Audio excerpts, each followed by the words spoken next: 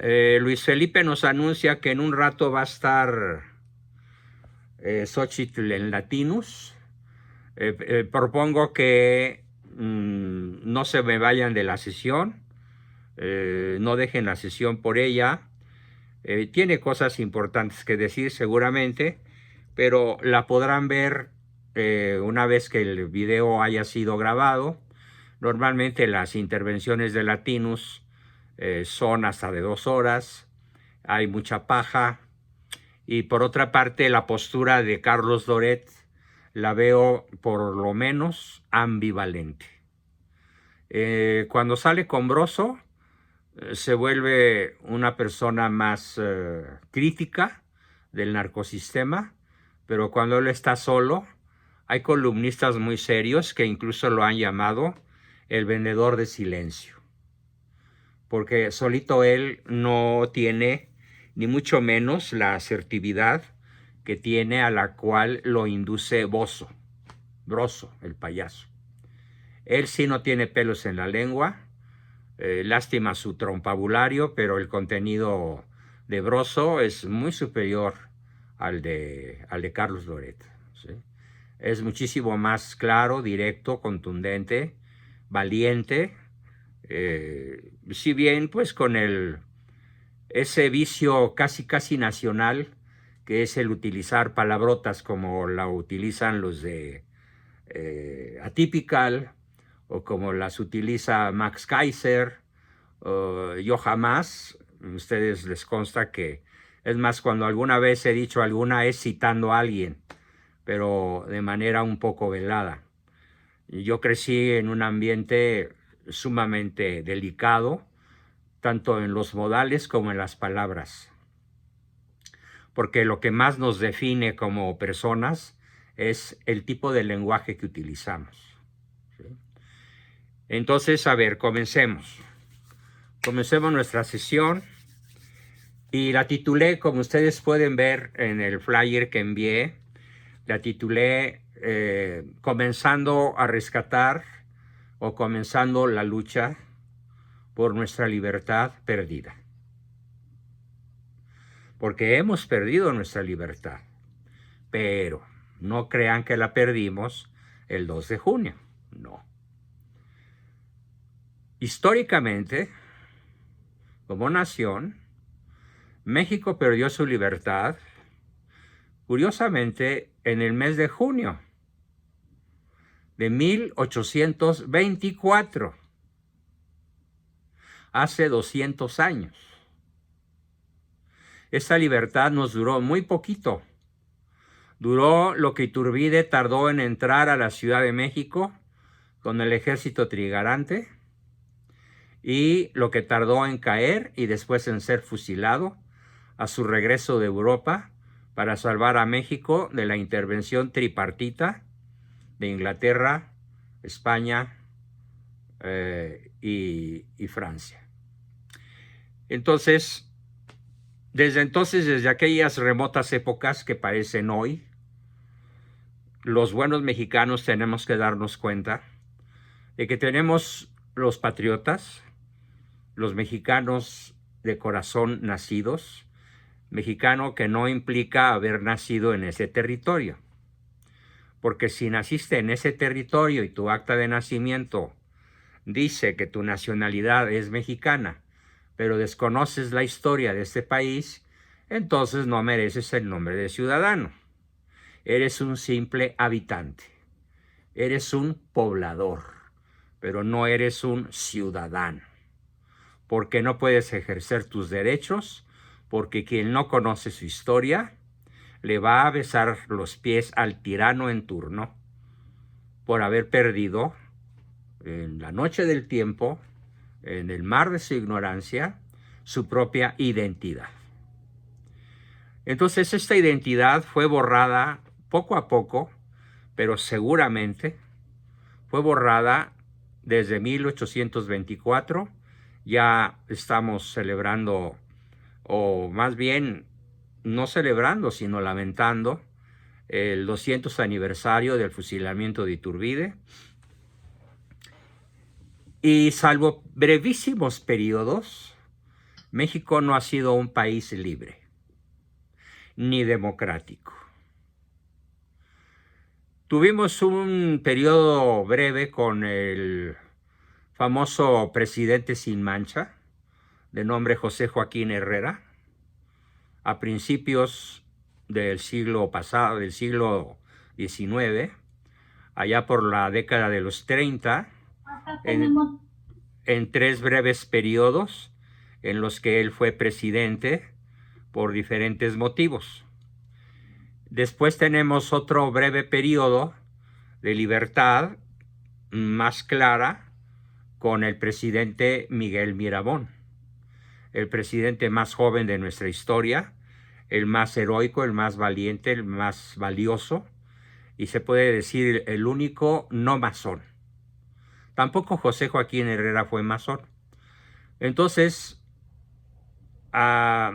José Joaquín Herrera murió pacíficamente en su cama, gracias a Dios, pero Miguel Miramón fue fusilado, igual que Iturbide.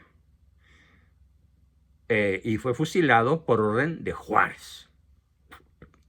Y cuando digo Juárez, si tuviera yo una pila de agua bendita cerca, me lavaría la boca con ella.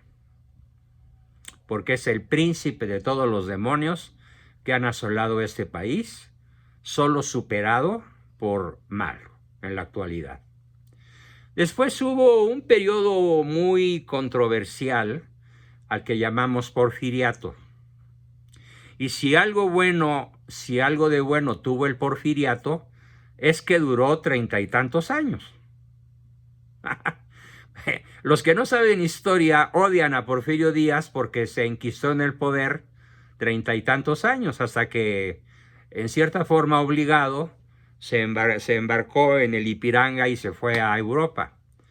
Y entonces nos cayó la maldición gitana, que se llama, y se sigue llamando, Revolución Anti-Mexicana, que creó la famosa Constitución de 1917, que es la que con muchas modificaciones, casi todas ellas maléficas, rige desde hace poco más de un siglo, si bien ya fue sustituida prácticamente, a menos que de alguna manera lo impidamos, por el manifiesto del proyecto de nación, o más bien del proyecto antinación, que hoy les distribuí, firmado por Claudia Sheinbaum y colaboradores.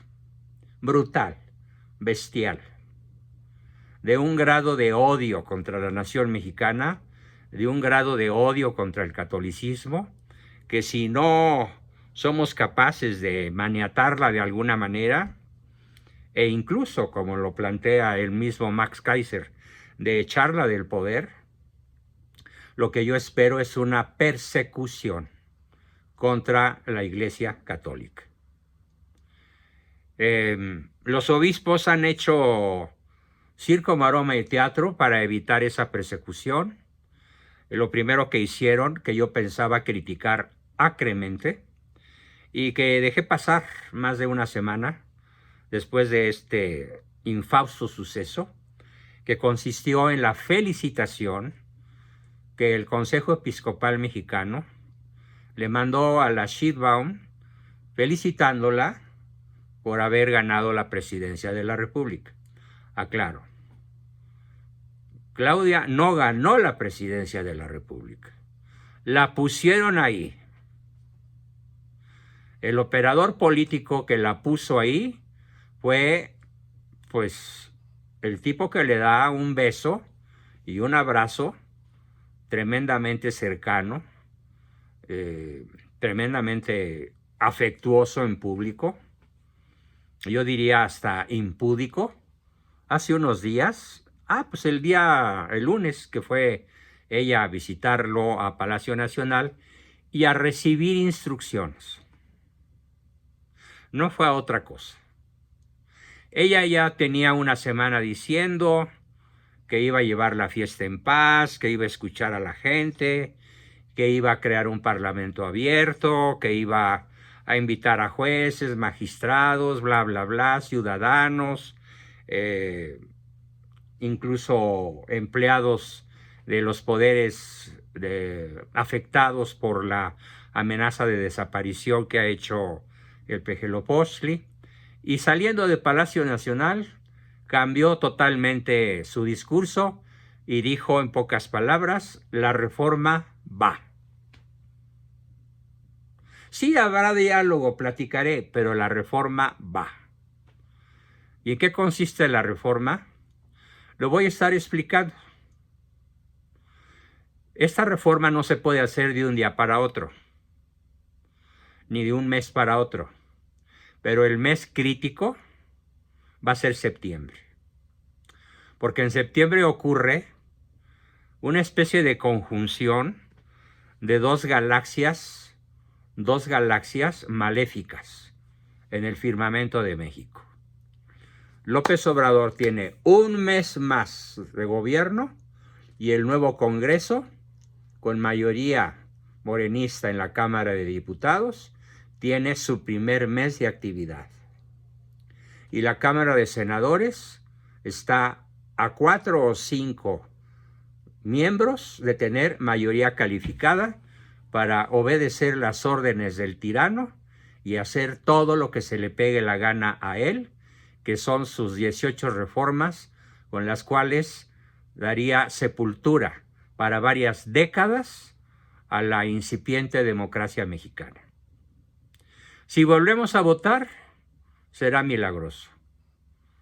Si volvemos a votar dentro de 3 años para las elecciones intermedias, será porque de alguna manera el cielo haya hecho un milagro o el milagro lo hayamos hecho nosotros, la sociedad civil, que no los partidos.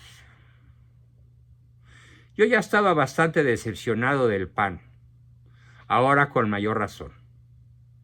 ¿Por qué? Porque me di cuenta, por diversos amigos muy cercanos a Xóchitl, que además, por otro lado, son mis amigos también, los amigos que dejó mi hermano Carlos en la política, de que el PAN no trató bien a Xóchitl. Sí, le dio la candidatura, pero no la apoyó. No hizo músculo, no hizo un ejercicio de aplicación de virtudes heroicas para encaminarla al triunfo. De ninguna manera. Más bien lo obstaculizó. No se diga el PRI y no se diga el PRD, que por cierto, y esto me alegra, desapareció. Va a tener que ser declarado en artículo mortis porque no logró ni el 2% del porcentaje de votos.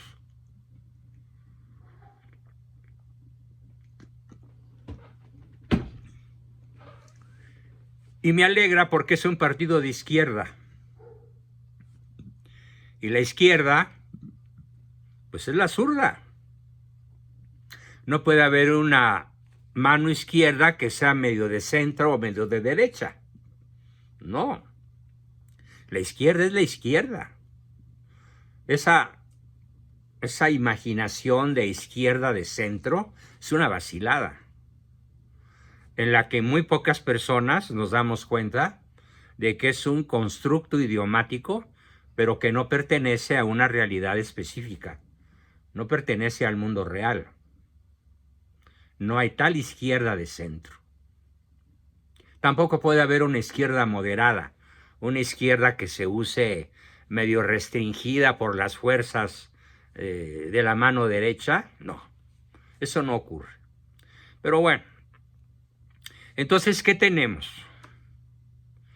Tenemos necesidad de emprender acción.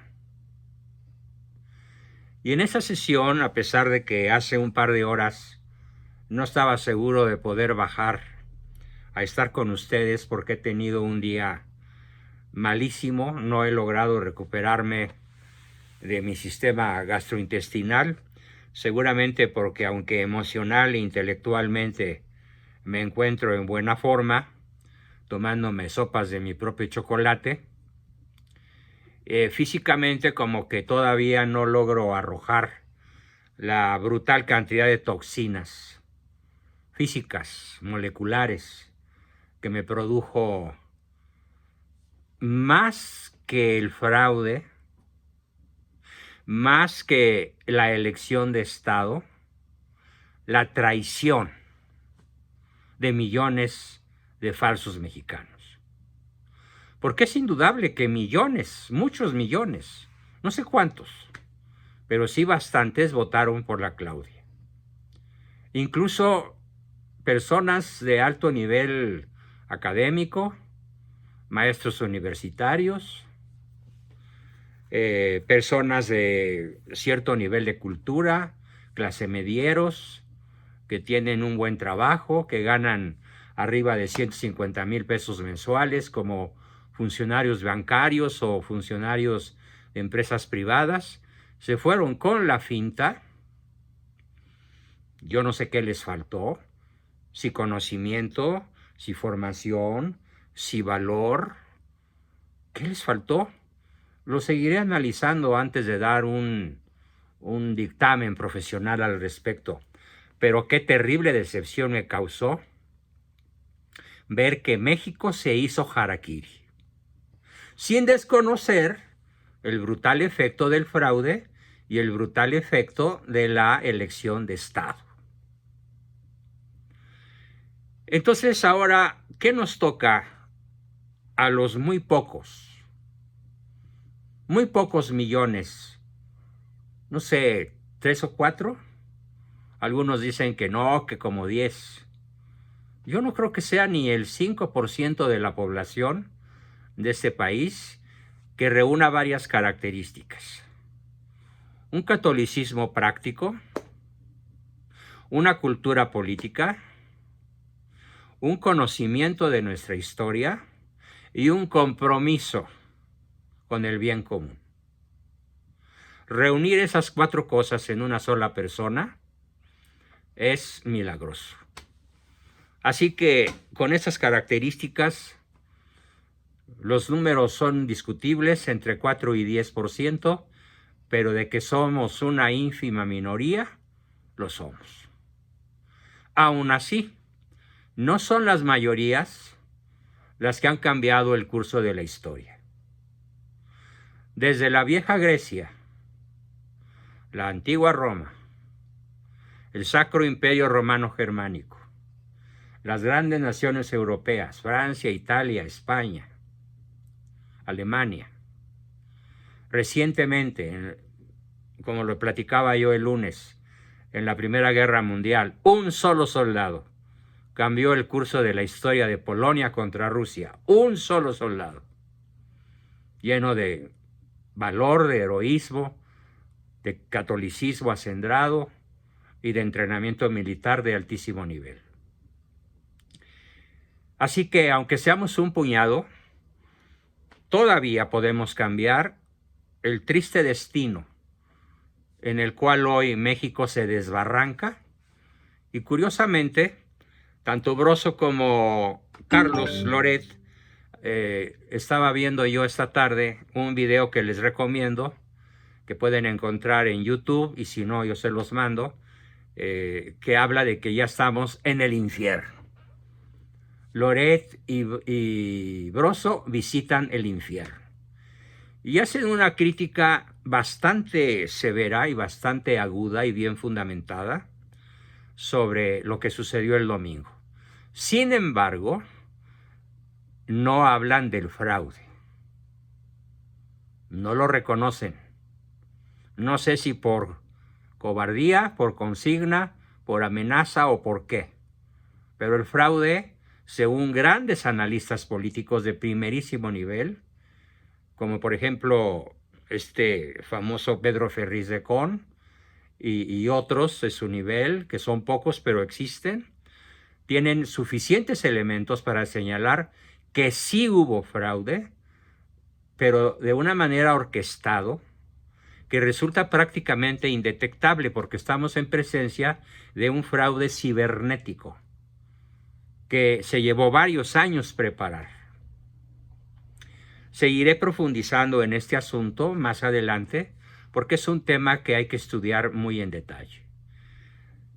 Así que en esta sesión me quiero enfocar, ¿y ahora qué? ¿Y ahora qué hacemos? Bueno, lo primero es que yo tengo 3 convicciones. Y no las voy a decir de manera grosera como las dice Kaiser, sino como las dice su servidor, haciendo uso de la prosapia lingüística que heredé de mi familia. A mí, la elección de Estado no me hizo tonto, no me convirtió en oligofrénico, en débil mental. Yo lo veía venir y lo comenté con muchas personas, de tal forma que aunque me dolió y me sigue doliendo como limón en herida abierta, los sucesos del domingo, no me sorprendió en el sentido de que de alguna manera yo ya lo veía venir, desde años atrás, sobre todo desde que el tirano de Palacio le entregó el bastón de mando, el bastón, pero no el mando, a Claudia Sheinbaum. Así que no me puedo sumar a la fila de los engañados. Segundo, yo no soy uno de tantos y espero que ustedes también se consideren no como uno de tantos habitantes de este territorio, sino como un ciudadano único e irrepetible que va a hacer todo lo necesario, todo lo que la patria nos demande para recuperar la libertad. Una libertad que hemos perdido en 5 ámbitos. Y a ellos me voy a referir. Y tercero, yo sí quiero dedicar el resto de mi vida y pienso salir bastante de mi ámbito profesional para luchar por mi país de una manera física y presencial. Quiero invitarlos a todos los que puedan hacerlo a sumarse a las mesas de análisis a las que está convocando una gran persona, que es Guadalupe Acosta Naranjo, para el sábado 6 de julio. Les envié, y los que no lo tengan, mándenmelo decir, les envié una liga que es un formato de inscripción. Ese formato de inscripción es este, ¿sí?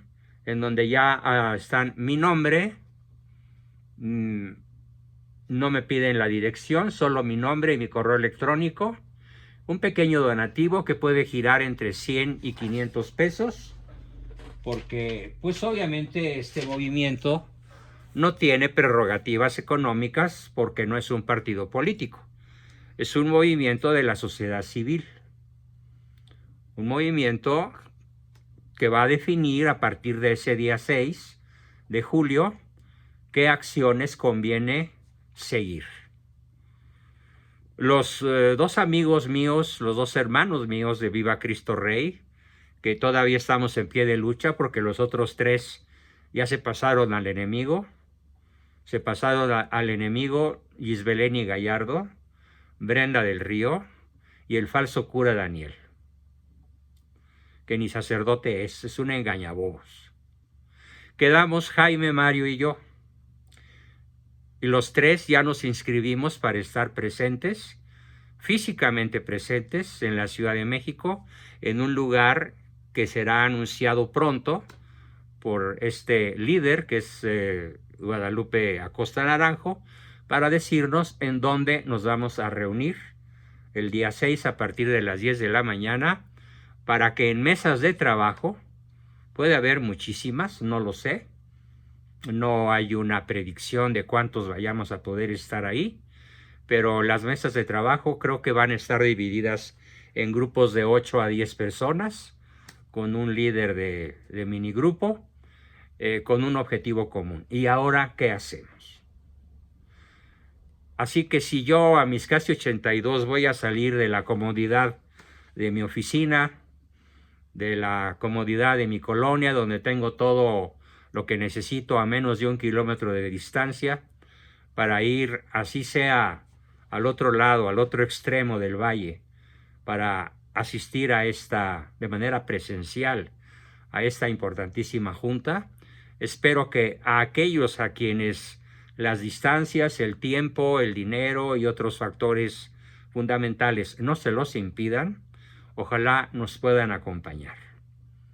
Es una manera directa de involucrarnos en esta lucha que hoy comienza.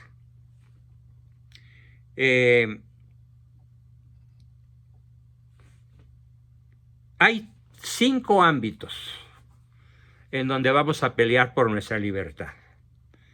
El primer ámbito es el ámbito que vamos a llamar el ámbito ecológico. Tan sencillo como entender que hoy, por ejemplo, aquí en la casa de ustedes, disfrutamos del agua de la llave alrededor de 3 o 4 horas al día. Cuando hace 3 años, la corriente era continua durante 24 horas al día. Hoy, mantener las plantas verdes ha sido una pelea en la cual 3 o 4 de ellas han caído muertas por falta de agua. Porque claro, preferimos tomar agua a regar plantas. Pero tenemos entonces una falta de libertad ecológica porque no tenemos agua.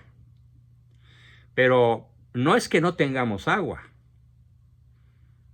porque incluso en el lugar más húmedo, después de la Amazonia de Brasil, del continente, pues es el sureste mexicano, y aún allí tienen sed. ¿Por qué? Porque el narcosistema jamás se ocupó de darnos libertad hídrica, es decir, de hacer llegar el agua que la naturaleza proporciona en grado suficiente a los hogares y las fábricas de México. Y esto es un proyecto intencional. Por lo tanto, el agro sufre una brutal sequía. El agro sufre una brutal dependencia de las importaciones de granos, legumbres, frutas y otros muchos insumos que vienen de 3 lugares.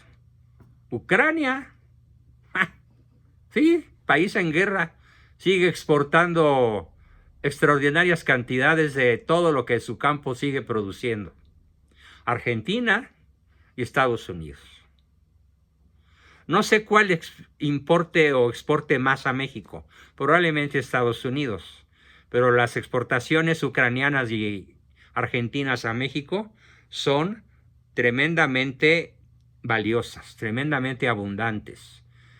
De tal manera que podemos decir que de cada cosa que nos llevamos a la boca, 1/4 parte está producida en México y 3/4 partes están producidas en el extranjero.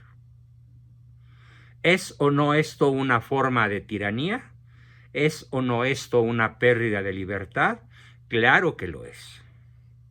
Así que tenemos que luchar de alguna manera por recuperar nuestra autosuficiencia alimentaria, nuestra autosuficiencia agropecuaria. Y esto naturalmente no lo voy a ver yo en los pocos años que me quedan de vida. Probablemente esta lucha llevará décadas, como las grandes luchas de la tierra, como España, que se tardó 7 siglos, sin dejar de luchar un solo día contra el moro, hasta echar al último moro de la tierra española y hacer de la península nuevamente la madre España. Espero que no nos tardemos 7 siglos en echar a Morena, pero no se me antojan muchos 70 años. Pero si no empezamos hoy, ¿cuándo?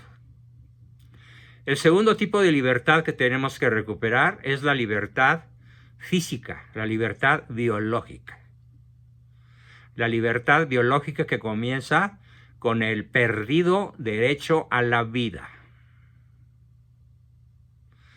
Para mí y para muchos católicos pensantes, y por fortuna también para el Consejo Episcopal Mexicano, entre sus 10 lineamientos principales de acción, y eso fue lo que me convenció de ellos, y por eso no me les tiré a la yugular por su felicitación a la Claudia, dicen: exigimos que la nueva presidente garantice el derecho a la vida, desde el embarazo hasta la muerte natural. Aplauso. La Iglesia habló claro y contundentemente y lo elevó a la categoría de exigencia. Sí, tal vez a algunas personas no les guste que el lenguaje que utilizó la Iglesia sea exigimos. Y estoy de acuerdo en que personas de ciertos niveles de sensibilidad o más diplomáticas que yo piensen que dieron un mal paso al hablar de exigencia. Pero yo creo que siendo ellos la autoridad espiritual de máximo nivel en este país, tengan el derecho a exigirle a la nueva silla presidencial, exigirle el respeto y la promoción de la vida desde el embarazo hasta la muerte natural. Es la libertad biológica, la libertad de existir, la libertad de ser. Somos seres biológicos. Lo tenemos en común con los animalitos y las plantas. Y el derecho a la vida, tan atacado en las últimas décadas, creo, sinceramente, que es el principal pecado de la sociedad mexicana. Y como no hay pecado que no se pague de alguna manera desde esta vida, porque todo pecado tiene consecuencias, toda violación a la ley natural tiene consecuencias. Dice un dicho: los seres humanos perdonamos algunas veces cuando somos virtuosos y generosos. Pero la naturaleza jamás perdona. Dios perdona al que se arrepiente. Los seres humanos perdonamos algunas veces, pero la naturaleza jamás perdona. Y el principal atentado que se ha cometido contra el orden natural en este país se llama aborto. Y hoy estamos padeciendo las consecuencias políticas, económicas, ecológicas, financieras, espirituales del innombrable crimen del aborto. Necesitamos entonces un país pro vida, oficialmente pro vida,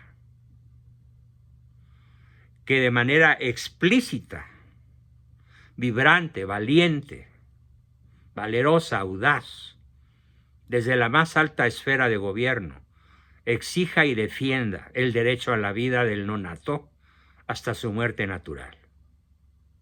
Tenemos que recuperar esa libertad. Tiene que ser elevado a rango constitucional. Ese es nuestro reto. La tercera esfera de libertad es la esfera psicológica, la esfera psíquica.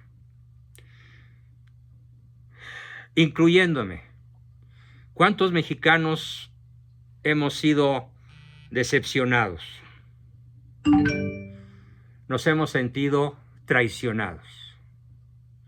Nos hemos sentido, como yo, intoxicados. Nos hemos sentido, incluso por algunos momentos, a mí me ha pasado, lo reconozco, paralizados. Todavía esta mañana escuchaba yo a una persona que me habló, que me dijo: no he podido dejar de llorar entre 2 y 3 horas al día. Ayúdeme, doctor, no sé cómo parar las lágrimas. Y claro, la voy a ayudar, aunque no sea malo llorar. Lo que sí le dije es: de un infarto no te vas a morir, no te preocupes. ¿Sí? Ni del hígado, ni del páncreas. Te puedes morir de arrugada, pero no te vas a morir de ningún órgano que estés afectando con el hecho de llorar. Hemos perdido entonces nuestra libertad psíquica, que es la libertad para sentirnos libres del miedo al comunismo. No es de cobarde sentir miedo. Si yo como historiador conozco lo que es la historia de los países donde el comunismo ha triunfado, aunque después haya sido derrotado, como en Rusia, por ejemplo, y en los países en los que todavía gobierna, aunque tenga una economía exportadora de mercado como China, que tiene sujetos a la esclavitud prácticamente a 1.500 millones de seres humanos. Los que conocemos la historia sabemos cómo se pierde la libertad psicológica ante el régimen totalitario, inhumano, bestial, demoníaco que llamamos comunismo. Es más, el mismo socialismo.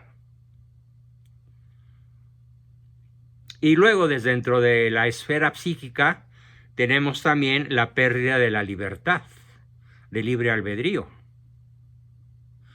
¿Por qué? Porque ¿en dónde se empieza a perder el libre albedrío? El libre albedrío México lo perdió más que nunca a partir de las leyes que logró imponer el narcosistema desde el Pacto de los Generales en 1928, en donde se elevó a la categoría de pacto luciferino masónico aquel famoso juramento que hicieron los narcogenerales que gobernaban este país, que tiranizaban este país en esa década, encabezados por Plutarco Elías Calles, en donde juraron dejar sumido al pueblo en la ignorancia. Puede haber una cárcel más brutal, más infausta, más denigrante, más inhumana que la ignorancia? No, no creo. Sobre todo cuando es una ignorancia impuesta y que nos lleva a una sumisión inducida.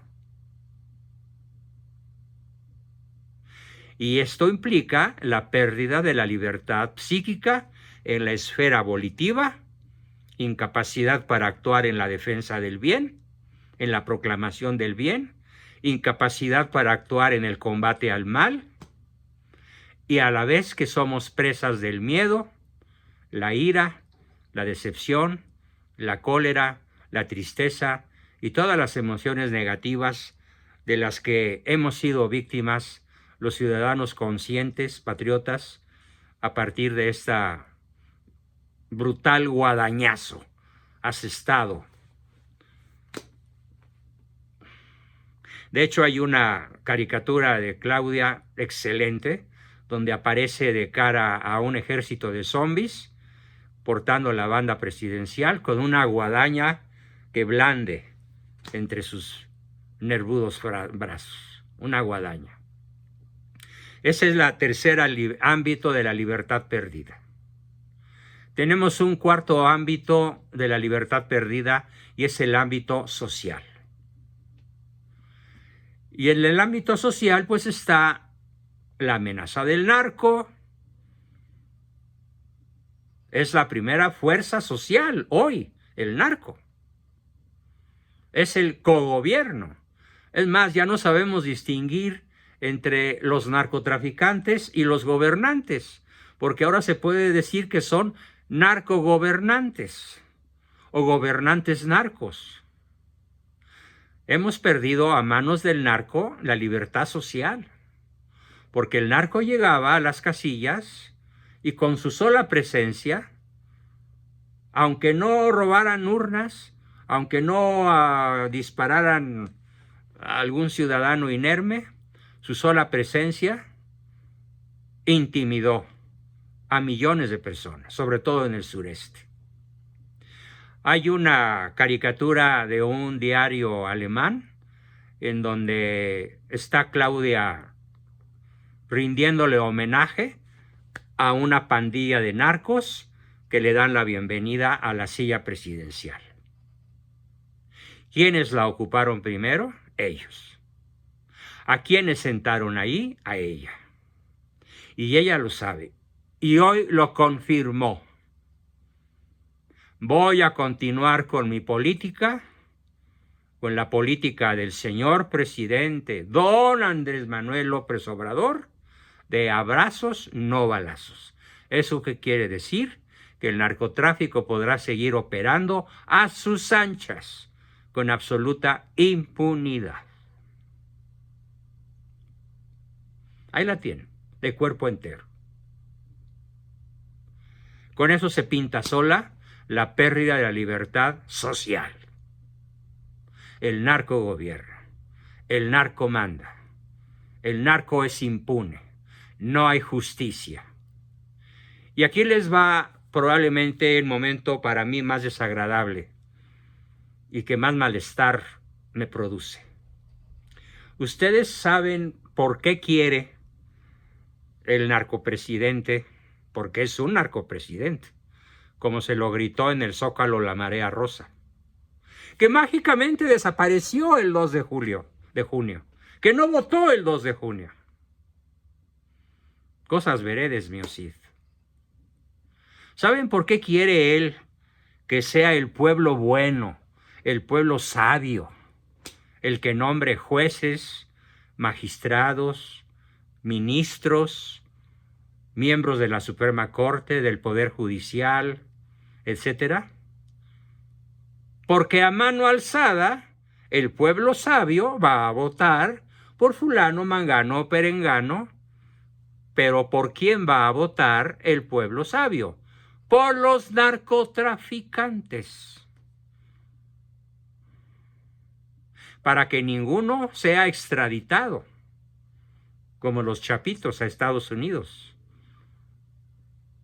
o como el papá de ellos, el Chapo Guzmán. Para que todos se queden aquí y sigan haciendo de sus anchas. Entonces, ¿por qué no quiere que lo sean los jueces de carrera, los magistrados de carrera, los maestros y doctores en Derecho de la UNAM y de otras escuelas, los que nombren a las magistraturas, a los jueces, etcétera, de este país? Porque entonces estarían ocupados esos puestos por personas honestas. Pero al ser elegidos por el pueblo sabio, ¿qué se garantiza? Que sean nombrados a mano alzada por los narcotraficantes de alto nivel. Ni siquiera por la tropa, porque ellos siguen ciegamente a sus jefazos, a sus capos. Pero probablemente no puedo despedir la sesión, seguramente no puedo despedirme de esta sesión tan importante sin señalar la pérdida de libertad en el ámbito más importante de todos, la pérdida de la libertad espiritual. ¿Por qué me decepcionó tanto esta tarde el video de Max Keiser?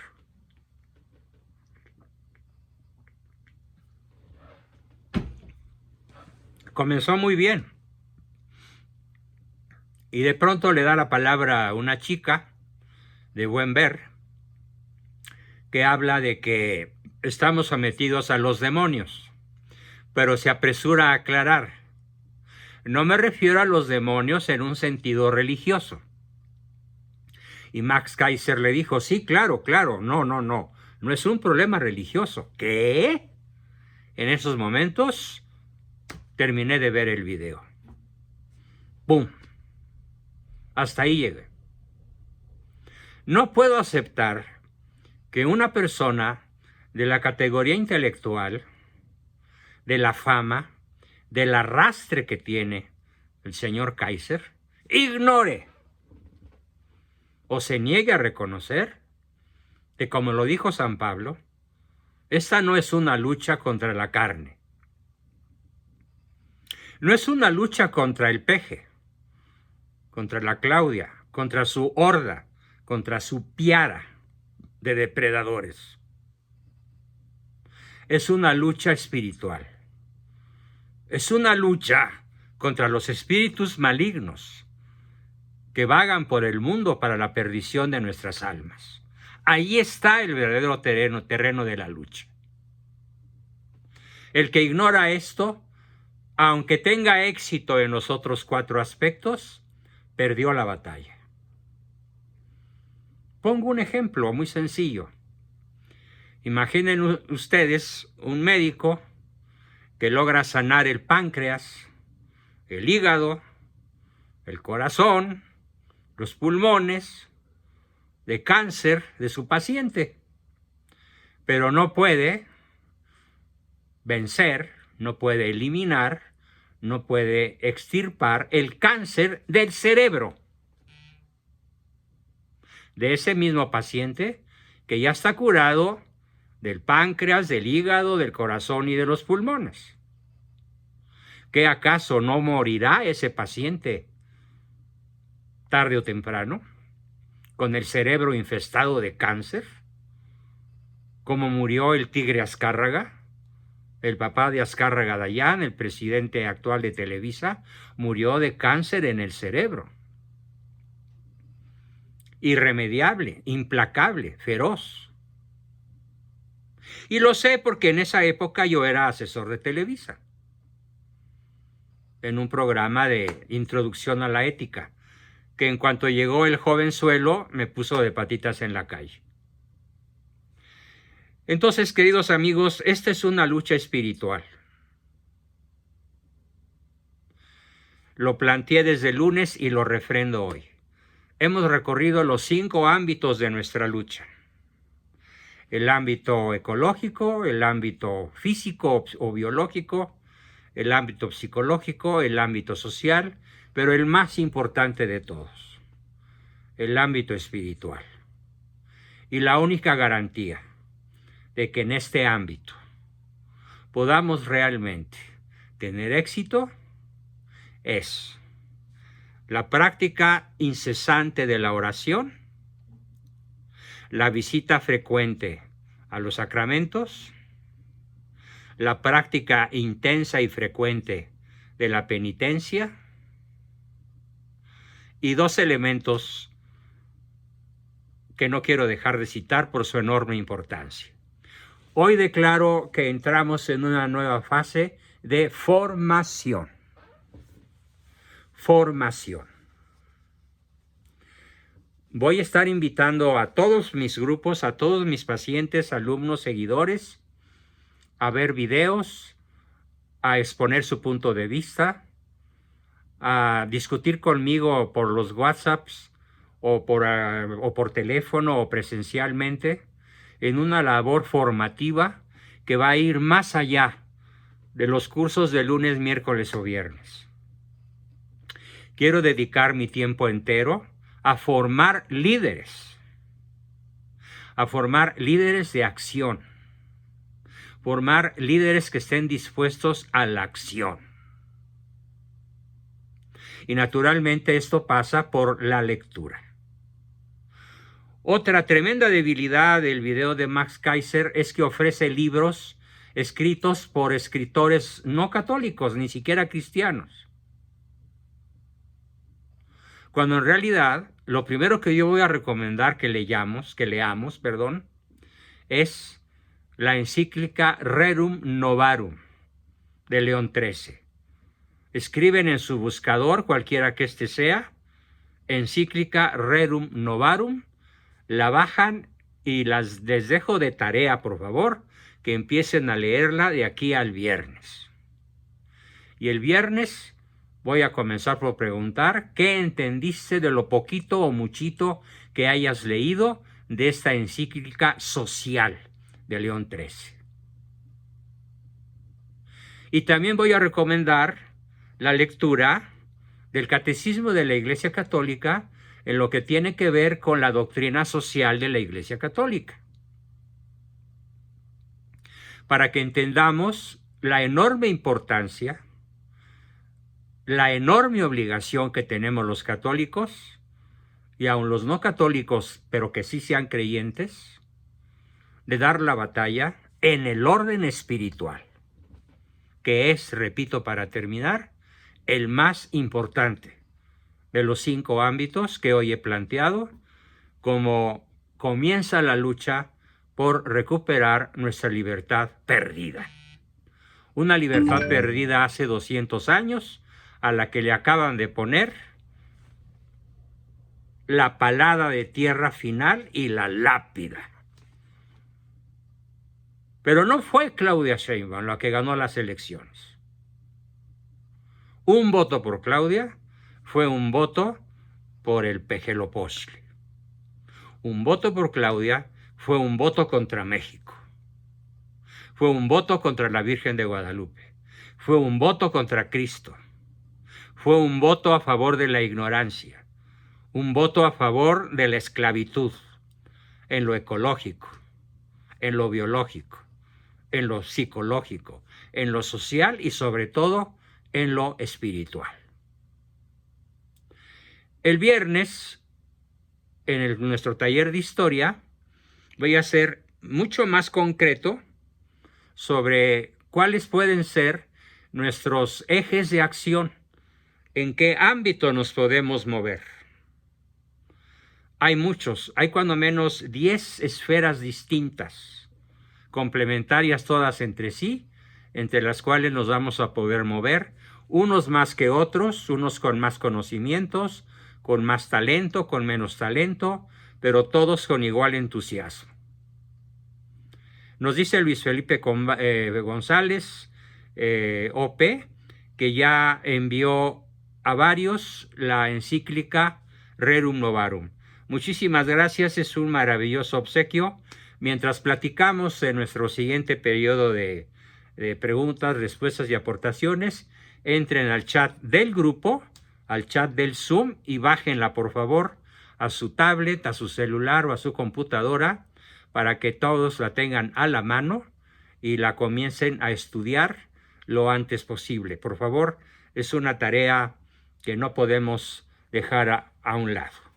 Bien, comenzamos nuestro periodo de preguntas, aportaciones, dudas, comentarios. Adelante, ¿quién quiere comenzar?